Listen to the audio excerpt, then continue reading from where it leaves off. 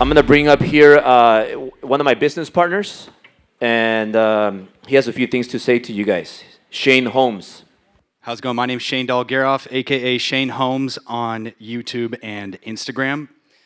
I've been doing business with Albert now for probably about a year, and so far this year we've done about $60 million active pending and sold in residential sales in the LA area. And we also have a nationwide real estate group where we teach people how to use the same systems that we have to really scale and grow. Having alliances with people like the mortgage guys, like Conquer Escrow and Albert has been huge to sort of the success of my company and the people around me. And I'd like to introduce somebody else who I look up to a lot, who I think is somebody that inspires a lot of people. This guy has over 41 years in the business, 25,000 commercial units, $5 billion in transactions. Without further ado, I'd like to introduce Mark Shapiro. So before anybody sits down, stay up. Everybody stay up. Get stretched, get limber. Come on. Everybody that owns a piece of real estate in this room, I want you to stay standing. And anybody that doesn't, I'd like you to sit down.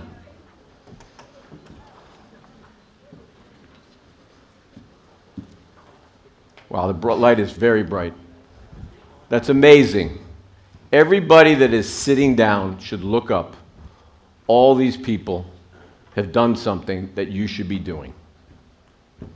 There's no reason why you shouldn't own multiple pieces of real estate. Guys, get yourself comfortable. Also, let's see if this works.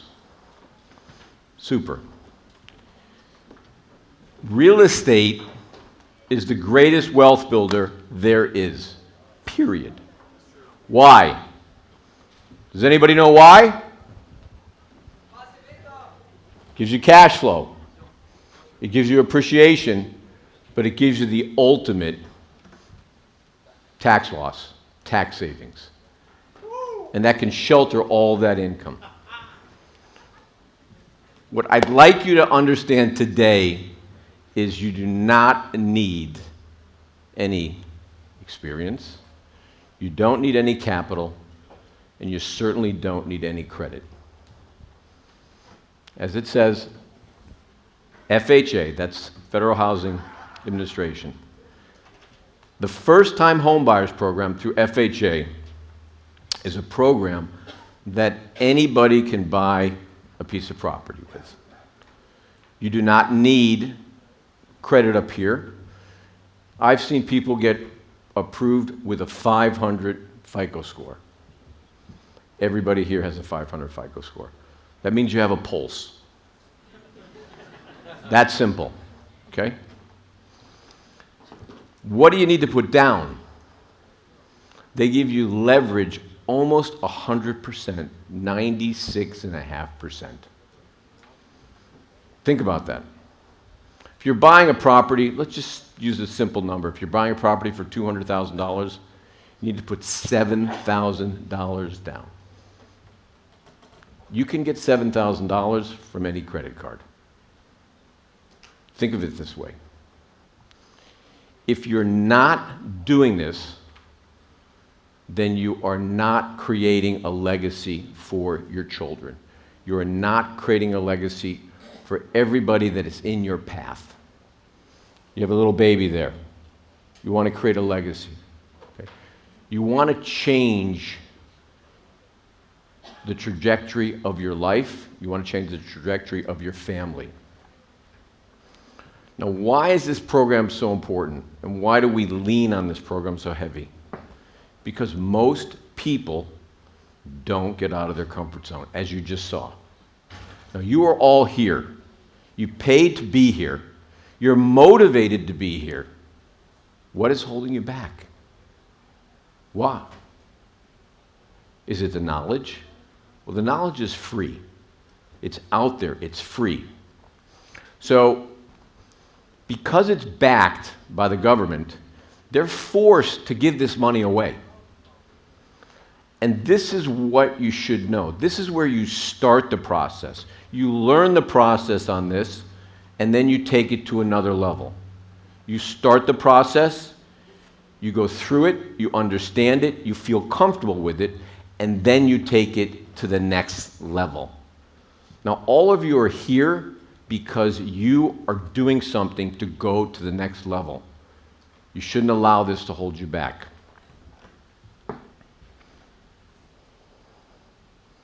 Let's see if I can. There we go. So using FHA, this program, you're also allowed to use the income if you were to choose to buy a property that's not a single unit, that's a 2, a 3, or a 4. You're allowed to use that income to help you qualify to own that piece of real estate. So what it does is it pushes up the ability to borrow, and here in California, nothing is cheap, correct? They will lend you up to $1.2 million at 96.5%. So think about it. You can control a piece of real estate with 3.5% down. And if you don't have the 3.5% down, boom, they'll give it to you. It makes it a little more expensive. You're required to use PMI, which stands for Private Mortgage Insurance. And I'm sure Albert's mortgage team can show you how to do this. My wife, she's like the Houdini of lending. She can show you how to do this. But if you don't actually try to do this, you may fail the first time. You may fail the second time. But if you don't try to do this, you at some point will regret the fact that you didn't try to do this. Now, everybody knows the saying, you miss 100% of the shots that you don't take. Why was Kobe Bryant so incredible? Because he never gave up. Why was Michael Jordan so incredible? Didn't make his high school basketball team. Because he didn't give up. You need to understand that you can achieve anything, and this program gives you the ability to do that. Now, let's say you want to go into the fix and flip program. Well, guess what? They have a program called the 203K loan program. All right? Hold on. Let's go back to that. The 203K loan program is the same program, and they will give you 110% financing. They will give you a DTI, which is a debt-to-income ratio, which is your principal, interest, taxes, and your reoccurring debt, up to 43%. If you add in a multi-dwelling unit, it will go up to 55%. It's ridiculous. If you can't buy a property like this, I don't know what you're going to buy. But you can. And you don't have to buy it here locally in California. We push people to go into markets where the barrier of entry is very low. St. Louis, Lubbock, Cleveland, Akron, Dayton, Sheboygan, Michigan. We have all of our students go all over the country. We teach them how to remotely manage their property, and they go and do it because the lower barrier of entry, and then the last slide that I went back from, I'll show you why we use Section 8 Housing Assistance Voucher Program, because it is guaranteed by the government. Your checks come in the mail. Yes, you do have to do some work. But when you start to do this and you succeed the first, this scales tremendously fast. It pushes you. Once you get through that first acquisition, that first point of feeling uncomfortable, you then start to actually believe it. Now, one of our students, she was the first student that I had for Shapiro Capital. We just started this in April. I just started doing social media in April, and thank God, God blessed us, and He gave us a voice. And on June 20th, this young lady, her name is Lydia Walker, She was the first person on a Zoom call, and for 2 weeks, we looked at each other, we had coffee, we talked, we got to know each other. Didn't have another student. Now it's grown to over 500 students. And those 500 students and I, we talk. I was upstairs between the event talking with some of my students that are in the middle of some acquisitions. And Lydia, she bought her first deal. She made $1,080 in cash flow. She paid $34,000 for the asset. She put in $35,000. It just appraised for $152,000. She took out $106,000 and she just bought a fourplex. And that fourplex has almost $3,000 a month in cash flow. And why? Is because she has used the Section 8 voucher program. She had zero experience. She has an amazing story. She actually came to my wedding, to my wife. So someone with no experience, she didn't have any credit. She did use her own capital in the first one. Gabriella got her refinanced and then got her financed for the second acquisition. In between that, she bought her first home to live in with her fiancé, Cy. So this is no experience, very limited capital, and she's been able to do this using this program. Now, with the 203K loan program, you can borrow up to $35,000 to fix up the property. And it's packed into the loan. And it's the same credit score, it is the same qualifier, and it's the same program. So they're giving you the opportunity to give you the ability to buy a piece of real estate because now you know what to do. They're giving this to you. There are programs out there for windows, hot water heaters, and it's free. You just need to know where it is. Now let me show you what is the kicker, and then we're going to show you another concept on top of that. Why do we use Section 8? Does everybody know what Section 8 is? Okay. So it's a code, and it really has a bad stigma because people think it's a very low-end resident. Now here in our personal portfolio and here at Shapiro Capital, we don't have tenants. We have residents. We don't own apartment buildings, we own communities because you create a sense of community. You need to create a family. You want people to have their life there. When you have a home, that's where your life is. That's where you make your memories. And why do we do this? Because we want people to feel good about where they live and where they lay their head down at night. And you need to be treated with dignity and respect. Too many people think of themselves as a landlord. They're not a lord, they're nothing. They own a damn building. Okay? There's one Lord. There's Hashem, that's it. Okay? They just happen to own the building that some people pay rent in. So when we use our Section 8 voucher program, it's through HAP, which stands for the Housing Assistance Program.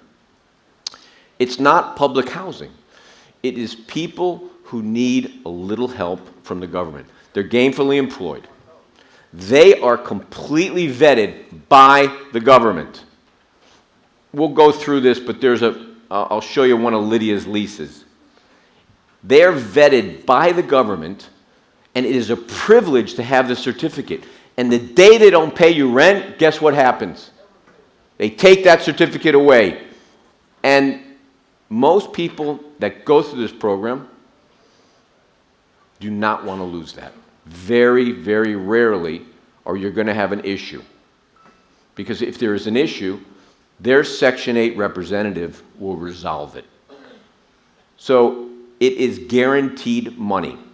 Now, I'm not going to say that every person doesn't run into issues. And as a owner, and as a responsible owner, you want to always be connected with your residents. And if there is an issue, you can always work things out. You never want to move somebody out until the very last moment. You have to give everybody an opportunity to resolve whatever issues they have. These vouchers, they get typically a 17% increase every year. Can you make 17% on your money? I don't think so. Well, yes, in real estate you can. So, excuse me. They get this increase, and it's automatic.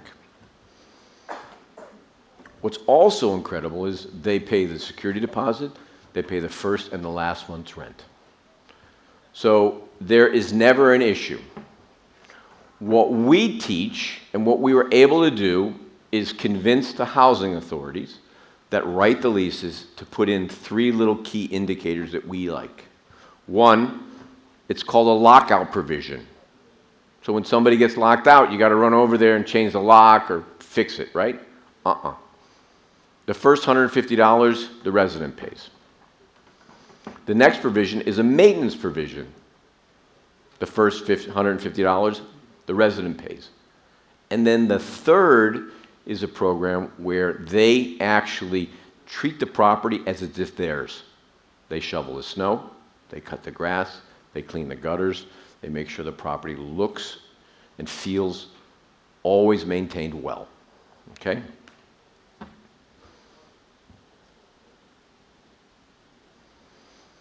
If you want to know what property rents for in any place in the US, you can go to huduser.gov and you will know what it rents for. It typically is going to be about 20 to 25% higher than a market rate. So if it's a $1,000 rent, it's going to be $1,250. Okay? Now I'm just going to click through this. This was Lydia's first lease. It's amazing what she did. But the reason she was able to do it is she took to this like a duck takes to water. She understood it. She lived it. She breathed it? She breathed it? I guess. If anybody has the proper grammar, please share it with me. She even decided that she set her goals, and her goals were that by the end of 2025, she wants to have $10,000 a month in free cash flow. She's at about $3,400 today. And then, as I said before, once it starts to scale, it scales rapidly. So for me, when I bought my first 3 units in college, I ended up with 58 units when I graduated. I scaled in the first year to 400 units, and then it just took off from there. And it's a process.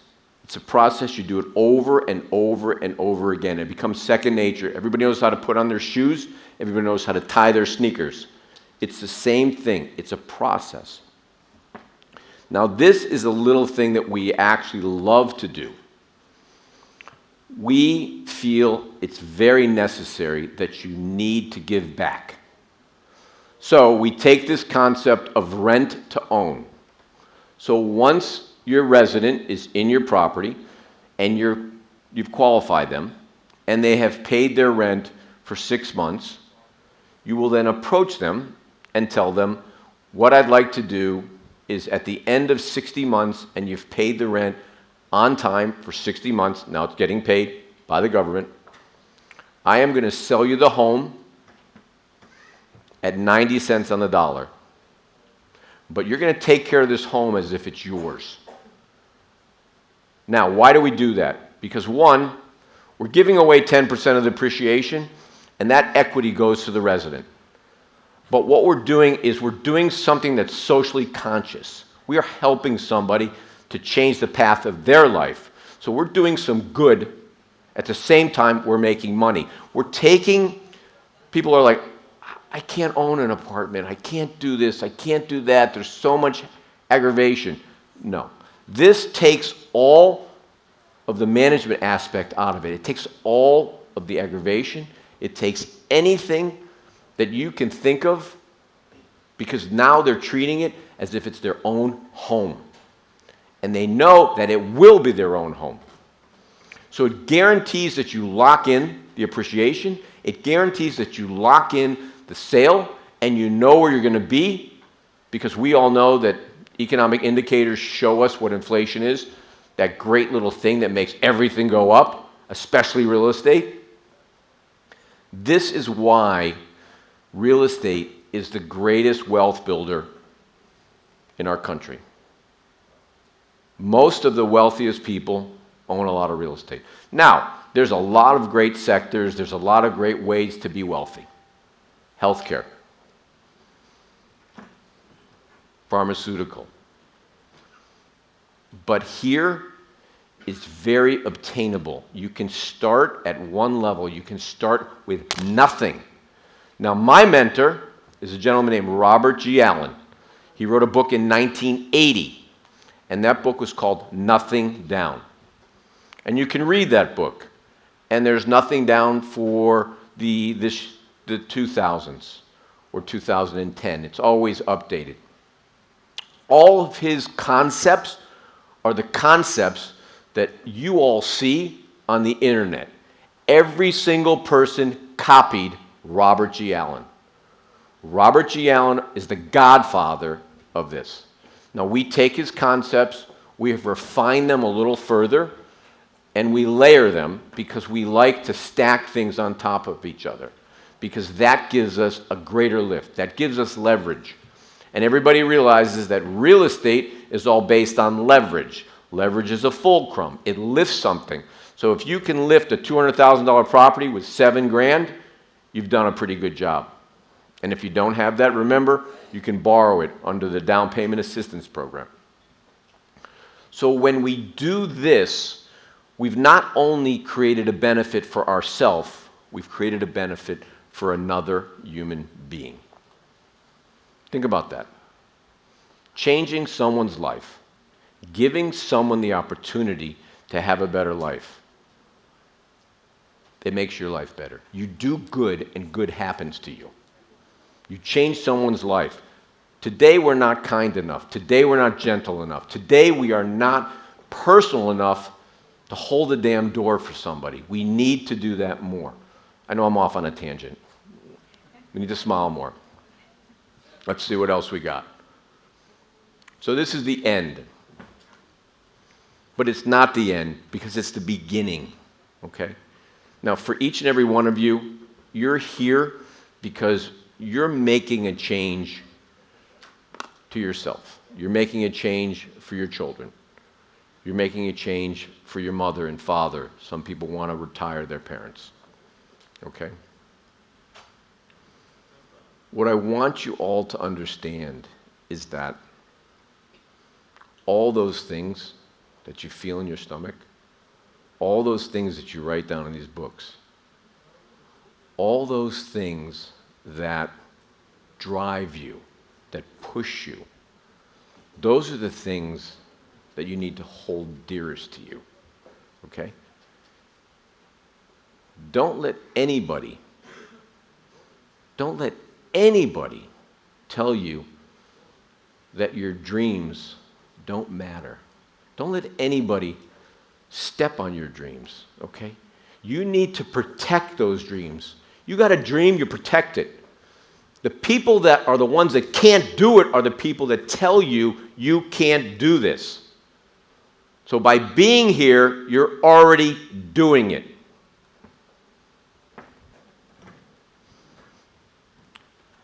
Now, I want to tell you a story. I've had a bunch of partners over the years, and I had an incredible partner. His name was Mordecai Grossman, William Mordecai Grossman. And he owned a bank, and he was very instrumental in my life. And you've probably heard this story. So he told me this story, and a lot of motivational speakers tell this story. Eric Thomas tells this story. I don't know if you know this story. So I'll adapt it to myself. Mordecai told me that if I want to make $1 million, he told me to meet him at the beach at 6 a.m. So I did. And I thought it was a business meeting, so I wore a suit, because that's the way I was raised. You wear a suit. You dress nice. And I said, what are we doing here? He said, take your shoes off. And he was a little man with gray hair, smaller than me, okay? And he used to tell me these incredible stories, and sometimes I wouldn't understand what he would tell me, but sometimes I would take away. Mark, Yeah. you're not small, man. You have the heart of a champion. That's true. Thank you. Thank you.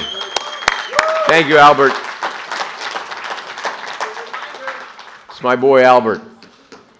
My friend. After I shit on him. We're going to show the video, Albert. So, maybe? You called me a little beat. No, I didn't. All right, we're going to show it. We're going to show it. Well, I say a lot of stupid shit, but that was probably one of the bigger ones. So he said, you're going to go in the water. I said, okay. So he said, walk out into the water. I'm like, well, this is my best suit. He's like, just walk out into the water. I'm going to show you where there's $1 million. So I walked out in the water. I was waist high. And I looked at him. I turned around, and he's like, back, more. So I walked to my chest, and then he pushed me back, and he said, keep going. I walked right up to here. And I looked at him, and I'm getting splashed, and it's salt water, and I'm like, this is bugging me. And he's like, no. Keep going. I'm like, okay, Mr. Grossman. I walked in, covered my head, and he told me to stay before I walked in. Stay as long as you can. I walked in, I stayed. I wasn't really choking, but when I came back out, he said to me, what did you learn? And I said, yeah, I just ruined my best suit. He said, no. What did you learn? I said, I don't know. He said, at that moment you were in the water, what were you trying to do? I said, I was trying to breathe. He said, yes, that's what you learned. What you need to realize is you need to want to succeed as much as you want to breathe. You've got to do that. You have to push and push and push. Now I'll give you another analogy. Does everybody know the story of the 3 rats? A white rat, a gray rat, and a black rat. You've never heard this story? Albert, have you ever heard this story? Never. No? Wow. So if you take a rat, a white rat, and you corner it, you cut off its food supply, what's going to happen to it? Edwin, what's going to happen to it? It's going to die. You take the gray rat, you cut him off, put him in the corner, what's going to happen to him? He's going to scratch, he's going to claw, he's going to try to fight his way out. But eventually, he will cease to exist. You take the black rat and you put him in a corner. You cut off his food supply. What's he going to do? He's going to find a way to survive. And how's he going to do that? He's going to eat his arm off, his leg off. Business is war. You need to be prepared to do whatever it takes to succeed, but you need to do it in an ethical fashion. You need to do it the proper way. So when you are doing this, that's why I said before, you do not let anyone touch your dreams. You hold on to your dreams. You protect them like a child, and you grow them. So you're here because you are dreaming to do other things. I've met a lot of people, and a lot of people have said to me, well, I only have 2 properties. What the fuck? You have 2 fucking properties, okay? Do you know how incredible that is? Think about it. Everybody, there are apartments everywhere. People are paying rent everywhere. You never, ever, ever put yourself down. You protect that dream, okay? You fight for it. You struggle for it. You need that. So, what I'd like to do is give anyone the opportunity to ask a question, okay? But before, I want you to think about this, all right? You need to get off the sidelines, okay? You need to do this. Now, do you guys know what I usually say at my end of my videos?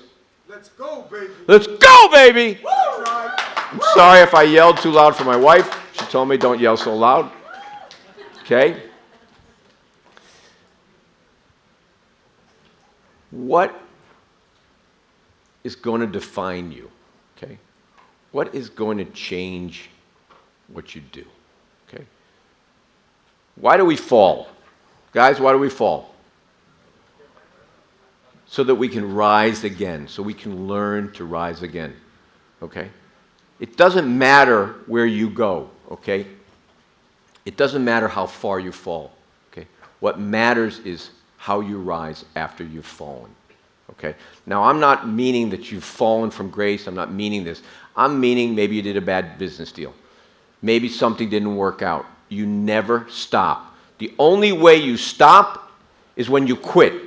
The only way when you quit, what happens? You don't keep going. You never give up. You keep on pushing. Somebody kicks you in the face, you get back up. When you fall forward on your face, you're still moving forward. Think about it. The act of falling is still progress. Think about that. Getting up is progress. All right? You don't need anybody to tell you to wake up. When your eyes are open, get the fuck out of bed. Don't go back to sleep. Don't hit the snooze button. Own that day. Slay the day. Conquer it. So, with that said, if there is anybody that has a question, I would do my very best to answer it. I'll start right in the front. Young man. Thank you, Mark.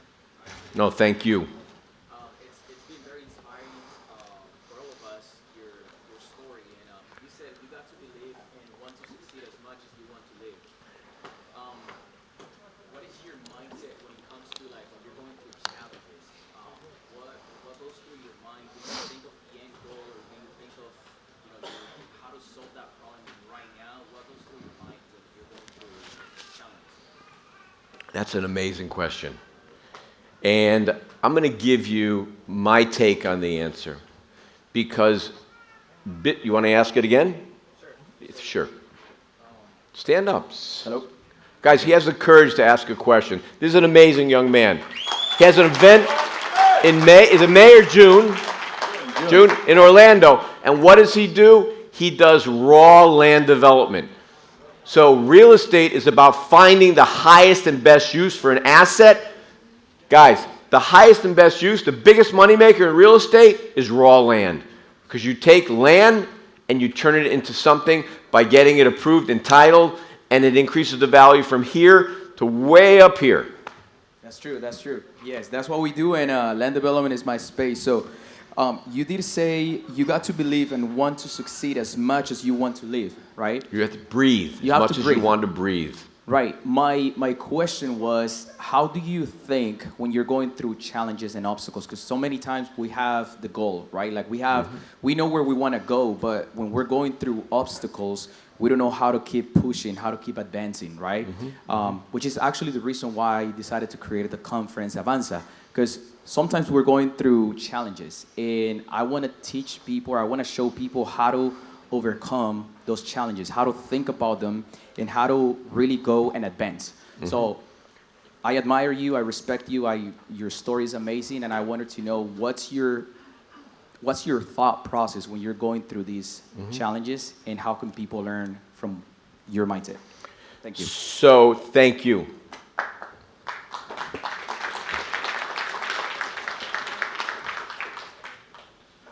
Amazing young man.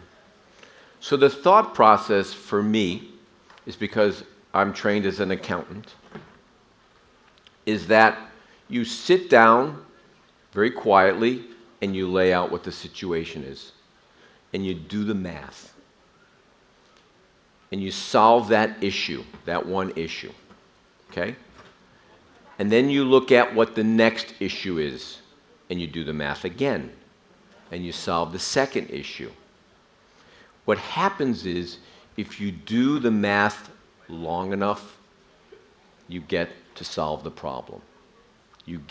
Think about it, you get to go home. Home is a success.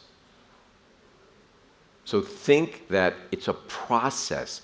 Everything in this business, in the real estate business, is all based on data, and it's based on understanding how to create the process.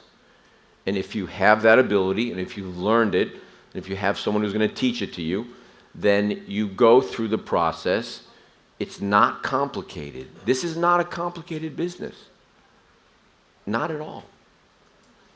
It is a business of understanding what you're doing, understanding the market, understanding the process, and then creating a situation that wins for you. So, amazing question. Great question. You want to give this young man the mic? I happen to know your age, so. Yes, so you're a young man. You look great. Thank you. First of all, thank you, Mark. We had a chance to have a nice conversation yesterday up in the lobby, and come to find out, well, I know we're both from Miami, but come to find out you have the multifamilies where I grew up, right, in Kendall. My company, we're on pace to hit 1,000 doors this Amazing. year. Congratulations. Thank you. And so my question is, thank you.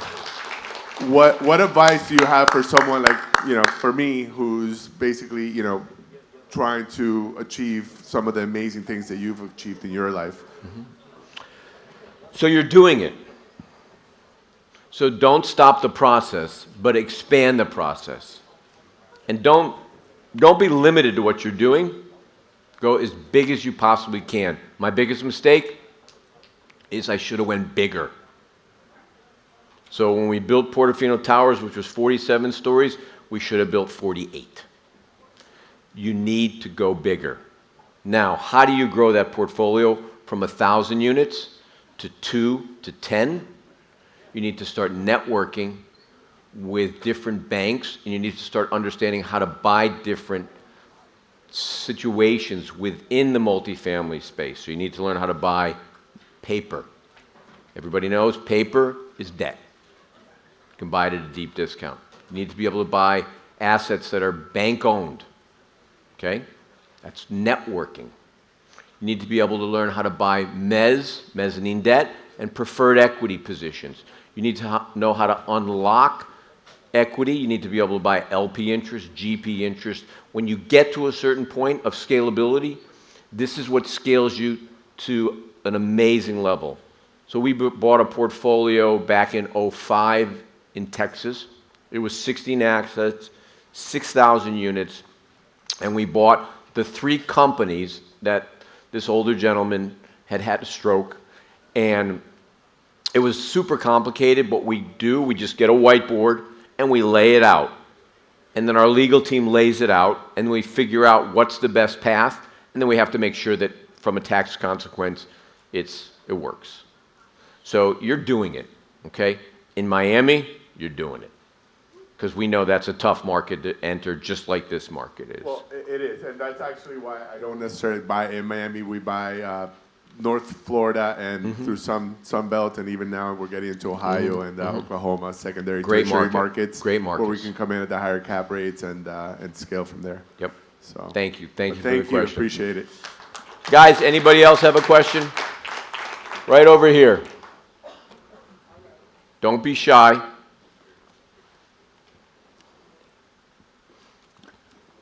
Well, figured that I asked because possibly someone is in the same position I am. I finally got into a house last year, thanks to Albert's team. Congratulations. So now I'm in the position. Thank you. Now I'm in the position where I fucked up, right? Because Albert always preaches get a multiplex. At the time my option was just a big old single family, right? It's a big fucking house, just for me and my family. Okay. So what would you suggest the next move be for me so I can start growing the actual real estate portfolio? So you have a big house. Can you section off 2 of the rooms and sublease them? Yes. So there's your answer. And what you need to do is whoever you sublease it to, you need to take them out to dinner and get to know the names of their children. And now it's not a tenant, it's someone that you have a personal relationship with. Therefore, you can do it legally. So there are multiple ways to do things. You can create other income. You have garages. You can lease those out. So there's nothing that's not obtainable when you have the ability to someone to teach it to you. And did you use FHA for this deal? Okay. $17,000 got me into a $500,000 home. Amazing. See, guys, it actually does work. So if it was me, if you've built up some equity, I'd go and take a conventional loan out, and I'd go and do it again. Now, with FHA, they will inspect the property to make sure you're living there, because you have to live there when you take that loan out. You have to live there. They will inspect the property, and the way around that is, if it's a multiplex, you then do a sublease on the multiplex. You're still on the lease, but it's a two-party lease. So then you can lease it, but you do go there every so often, pick up your mail. All right? That doesn't violate under it's escaping me, but under their clause, you can do that. Okay? There are so many little things that you can do with FHA, and people don't actually do it because they don't know. And you can do an FHA loan as many times as you want. And if you guys are vets, number one, thank you for serving. And number two, if you're a vet, you get 100% financing, you get 100% of the rehab and 100% of the closing costs. And if you have a family member that's a vet, they can actually give you their certificate to use the VA loan program also.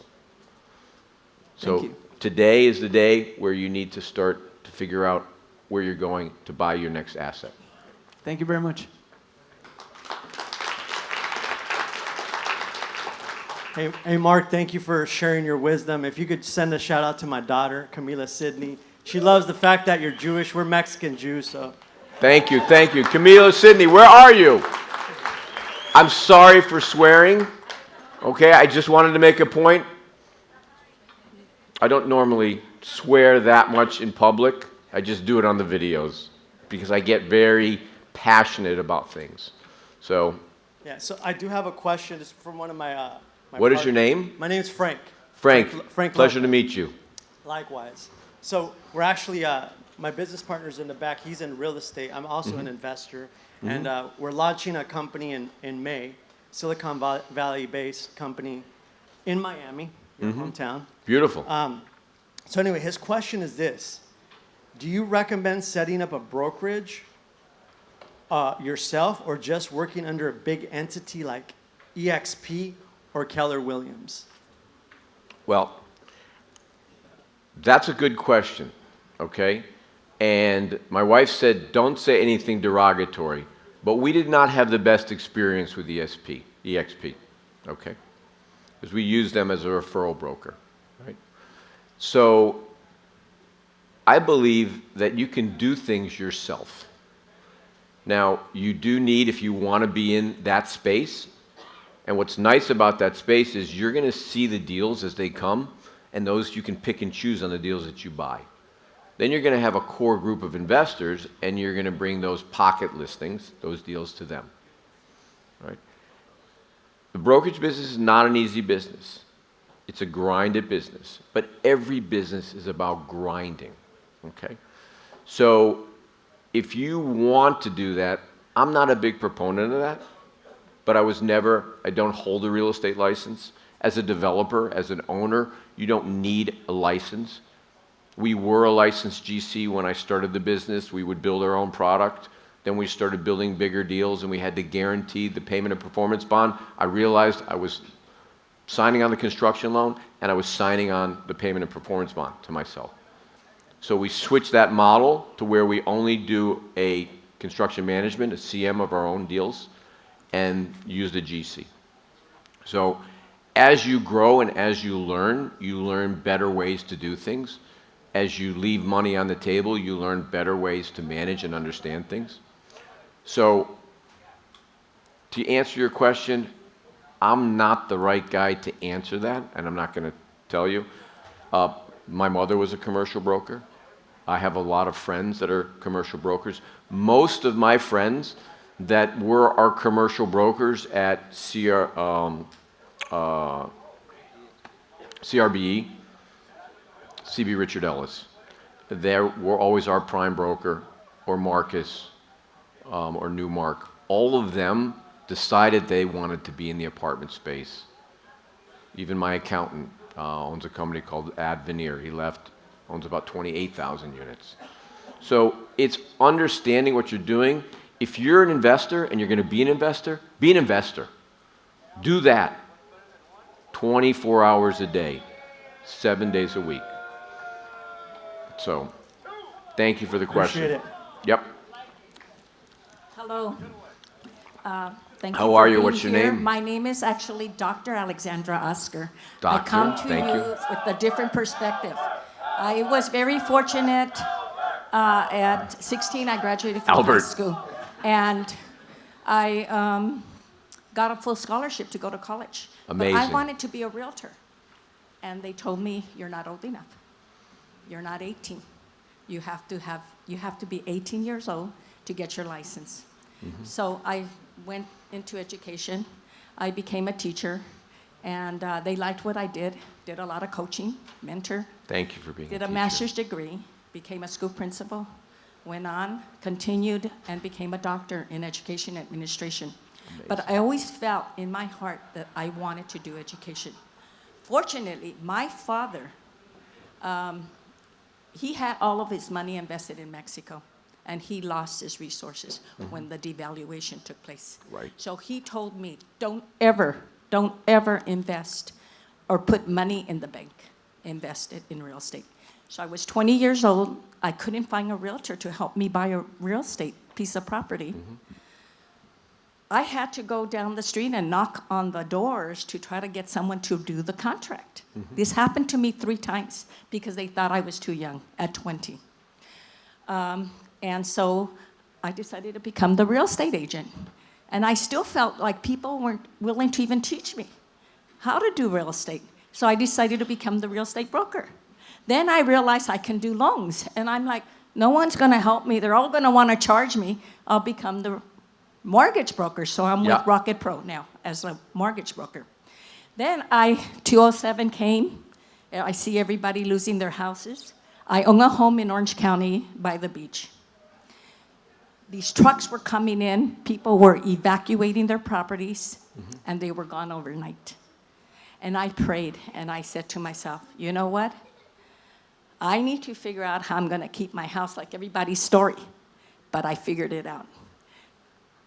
I had life insurance. So now I also sell life insurance. I had $50,000 in my life insurance policy, and they had saved us. And I had a portfolio, a pretty extensive portfolio, and I kept everything, and I want to thank God for that. Amazing. But the thing is that I had a fall and I got sick. And I didn't work for 20 years. Wow. Yeah, but I kept all of my real estate. You look tremendously healthy. Well, everybody Look knows great. already. I told them I'm 70 years old. But I have a story No to way. share. Not possible. Yes. Not possible. Well, I have a good friend. She's 94 years old, and she looks just like me. And I want to live to be 100. But I did study biochemistry in college, so that really helped me. Yes. And so I try to apply all of that, in my life. My question, though, now is this, is that I do have my portfolio still. I've been told by a lot of people that it's amazing. Thanks to Seal, she helped me review my portfolio. She shared with me some insights. I was able to figure out that I could refinance it, use some of the money, pay some of the debt that I did acquire, and then do that. I must tell you now, I'm just almost debt-free again. Amen. Amen. Amen. I thank God for that. But I want to know, my question is this, is that my portfolio is larger than I ever imagined, and I really don't know what to do with it at this point. And that's why I'm here, because I see that there's a lot of people that are very willing to maybe help out. I've always been very generous and very helpful, and I think the fact that I went into education demonstrates that I have a very giving heart. But it's unfortunate I don't find that amongst the people that are around me. And it's just like everybody wants to take and not give, or share and charge, or whatever it may be. But at this point, I like what you said about Section 8. I've done that. I've done everything you have said. But I can't buy FHA. I don't qualify, Correct. Yeah, so, so I'm just wondering, what do you suggest? We're talking about a large sum amount of money that I would like to grow and 10X it. I've spoken to Cardone, and I got to take a picture with him, and that was Amazing. really, and Yep. he's given me an opportunity to also invest with him. So some of it, But I'm wondering, what else do you suggest?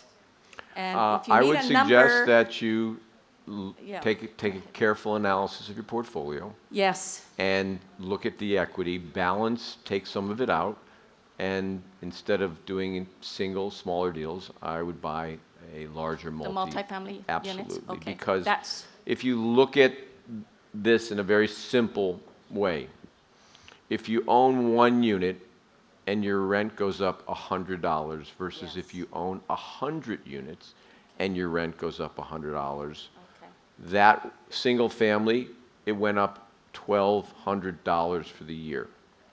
If we apply a simple capitalization rate of 5%, yeah, we know that is a $24,000 increase in value. If we take that same 100 units, and now we know that it's $12,000, and that's going to give you what? Okay. It's going to give you $2.4 million in increased value. okay, If it's 200 units, it's 4.8, yeah, and so on and so on. Okay. Just by the mere fact of inflation and that the rent goes up. okay. Now, when you apply certain other principles, like energy reduction, we also like to put solar on everything that we have so that we can sell that back into the grid. That's a big profit center for us. We do everything we possibly can to maximize the asset, because once you own that asset, you want to start to reduce the debt. The cash flow is not that important. Reducing the debt, stabilizing the asset, and pushing the value. And then you can take that to the next level, because it is so much easier to borrow $10 million than to borrow $1 million. And remember this, when you owe a bank $1 million, you're a borrower. But when you owe them $10 million, you're their partner. They will never let you fail. That's the first person you call when your deal goes sideways. They are there for you to succeed. So take your assets, analyze them, make sure you have enough cash flow, and see where you can take equity out, and then turn it into buying a larger scale asset. Okay, so pull up the equity, because I'm a firm believer of not selling. No. I'm a firm For me, believer. the biggest Yes. mistake that I made in my whole Yes. career Okay, was selling a portion of our portfolio. Never, ever, Yeah. ever again. that's what my dad said. Don't sell. Don't sell, No. don't sell, ever. Just continue to recycle the Okay. cash Yeah. and put it into Yeah, another yeah. deal. And I just wanted to give a plug for the fact that I did get a chance to go to college and they gave me a 40-year pension for life. And I'm like, and it's the same salary I made when I was working. And I'm like, what? Oh my gosh. So that's a huge investment even in myself, So that's why I want to have to continue living. But I thank God for that. So one other question. So if I needed to get the money now, if I'm going to pull some money out of my equity, I just use that from different sources, from the different Correct. houses I have, Correct, and then yeah. have You enough could to probably do my get- first multifamily unit? Yes, you could probably Okay. get one lender to do different properties, but I would never cross-collateralize them. Oh. That's one of the things that I don't like. I don't subscribe to that. Okay. So when we buy a portfolio, we always make sure that the assets all have their own individual debt. Yes. And then when you get with larger scale debt, you use bridge, stabilize the asset, then you go into what's called a Freddie and Fannie low floater, okay? And there are brokers out there that sell this product. Okay. The product's at 5%. It's non-recourse. It's a 40-year amortization. It gives you maximum cash flow. And it also, with our administration, we will get 100% bonus depreciation. So guys, if you're not buying real estate today, you need to evaluate where you are. You need to put yourself in a position to do this. Yes, Okay. definitely. You've done it. Yes, So yes, thank you.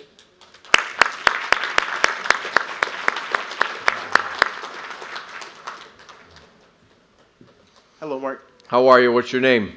My name is Marvon Rowe. You can call me Vaughn for short. Yvonne, pleasure. My couple questions for you are, you've been speaking a lot about how if you're not in real estate yet, you should start, everything like that. I'm 19. I can say Really? I have. Congratulations. Thank Nice. you. I can say that real estate is something I've been wanting to get into, but at my young age and capital-wise, not really knowing how to start. Everything you've been saying has been very motivational and insightful for me in starting my journey, but I do have a couple questions. Sure. Okay. 1 second, sorry.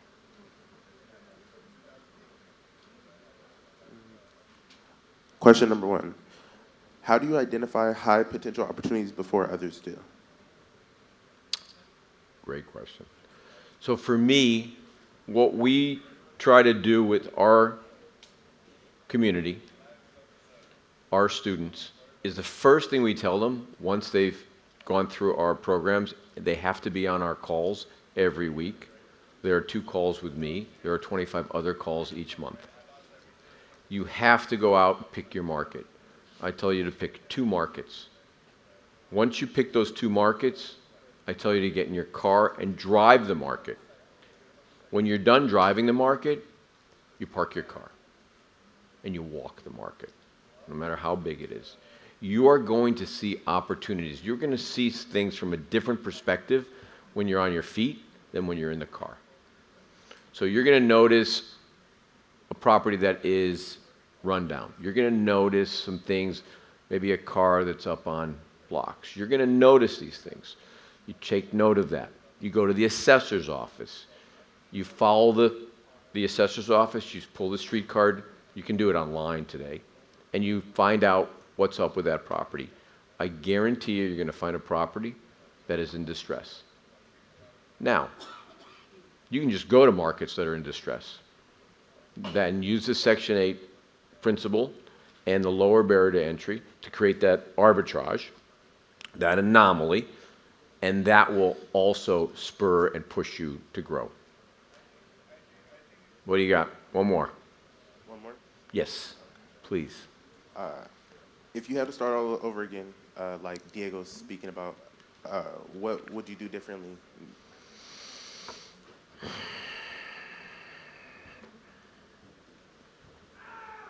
Well, number 1, I wouldn't sell what I had. I would keep it. And number 2, I would have gone bigger. I would have pushed harder. I would have realized that at a certain point in my life that I started to think that I was smarter and better when I had made a lot of money. And I realized that I'm just a regular guy, no different than anyone else. And I was able to find my sense of humility and empathy at that point and realize that we need to do better for one another. We need to give more. We need to give back. We need to help one another. Now, this teaching came from nowhere. It's a gift from above. And you need to find that balance of giving and also that balance that feeds your family. Because you can't spend, when you start to make a lot of money, you can't spend it. You spend it on foolish things. So you need to give it away. So in Judaism, we don't believe that it's our money. We believe that the money is given to us from God and that we hold on to it and we give it to other people. So for me, giving away the knowledge is the ability to feed someone's family. So thank you for that question.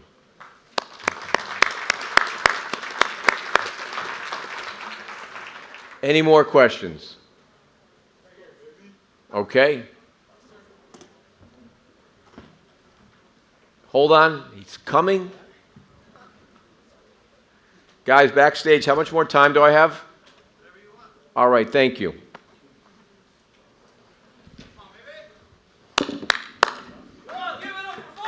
What do you got?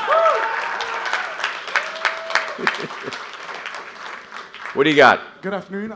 So I recently What's your name? My name is Jose.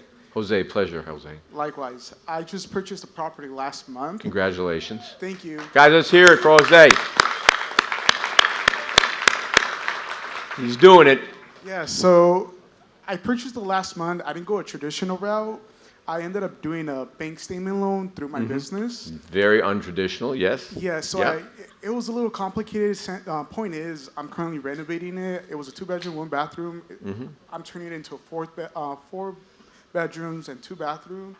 Smart. So I purchased the property for $650. I put 25% down of that. So now I think the property should be worth like around $1 million. A point is, I'm planning on refinancing it 6 months to a year.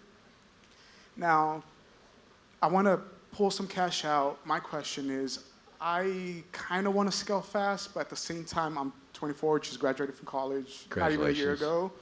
And I'm looking at markets like in Ohio and trying to see. Great place. Yeah, so I'm trying to see, jumping from one property, I don't really have experience, now jumping to an apartment complex, now I'm talking more units like 12, 15. Financially, I know I can make that purchase, but I really don't have experience at all. This is the first time I have a property.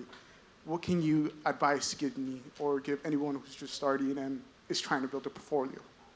Well, number one, you're doing it. So you should be extremely proud of yourself. I'm sure your parents are tremendously proud. Scaling into multifamily, what we like to do is we like our students in our community to buy usually 1 or 2 assets because they're going through the process of understanding how to create the value. You're forcing the appreciation by renovating it. You're adding value by increasing the bedrooms and the bathrooms. Okay?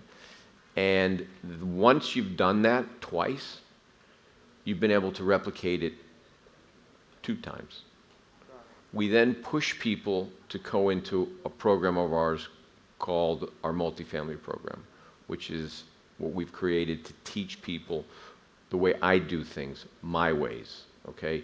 In a very particular, we do it in a certain box. It's a square peg in a square hole. We do not force anything, but you use the same thought process into what you're doing with your first asset. When you do this, you will be able to scale very quickly. So in those markets, you're going to be able to find 10, 12, 20, 40 units. A lot of these deals have owner financing. A lot of these deals are struggling because they don't have the CapEx to improve the asset. So we just bought a deal from the remnants of Silicon Valley Bank, and we bought it in this group, okay? And it was a small deal, it was 106 units, but we bought it for 40 cents on the dollar. The prior owners had $19.8 million in it, and we bought it for $8.2 million. And then on top of it, because this bank had failed and another bank took them over, they couldn't retire the debt, so they rewrote the debt to us at 100% financing. We didn't put down a penny. Now, yes, we took $2 million and we're renovating the asset.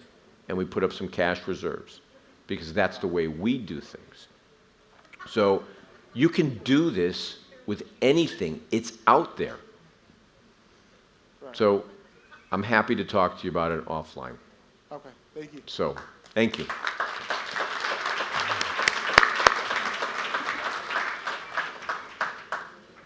Do we have anyone else? All right.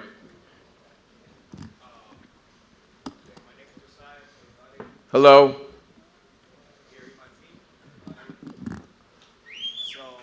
Big team. Thank you. So my question is, how are we able to buy properties that are bank owned? That's a great question. So every bank has what's called an REO department. And I used to think it was Orioles, the Orioles with the double stuff. So, but it stands for Real Estate Owned Department. And you would be surprised, every bank has it. Because right now, today, after Dodd-Frank was when we had the banking crisis and Senator Barry Frank and Chris Dodd created the Dodd-Frank Act. It changed the way banks mark their assets to market. So today we have roughly $3 trillion of toxic assets on the bank's books. If you have those relationships, you're going to be able to buy assets from the bank. They are there. You need to cultivate them. You need to network them. You need to go out and show them what you're doing. Create your own little deck about who you are, your team, and what your team is doing.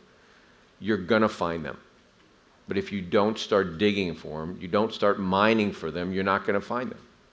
Right. So, but they're there. All right. Thank you so much. You're very welcome.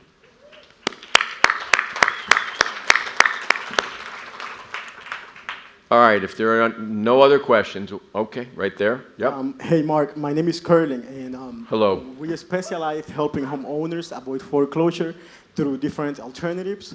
Yep. And one thing I hear a lot in real estate is fake it until you make it. How serious should you take fake it until you make it? Well, buying a piece of real estate isn't faking it.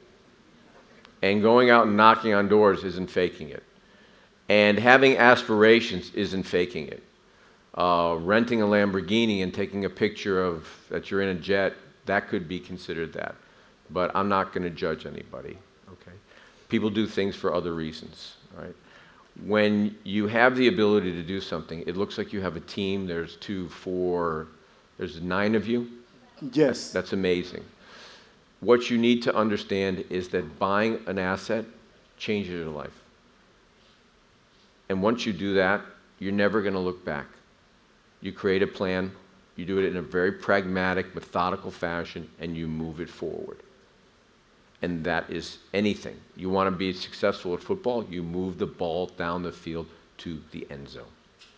So just by you being here, you're not faking it, you're making it. Thank you.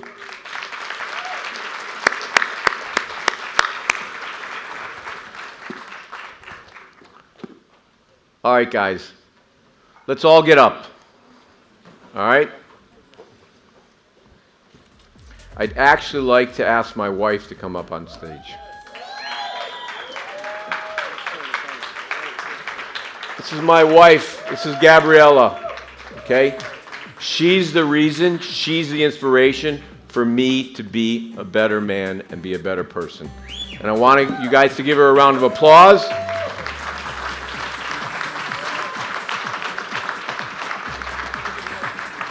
But I also want to do one thing before we sign off.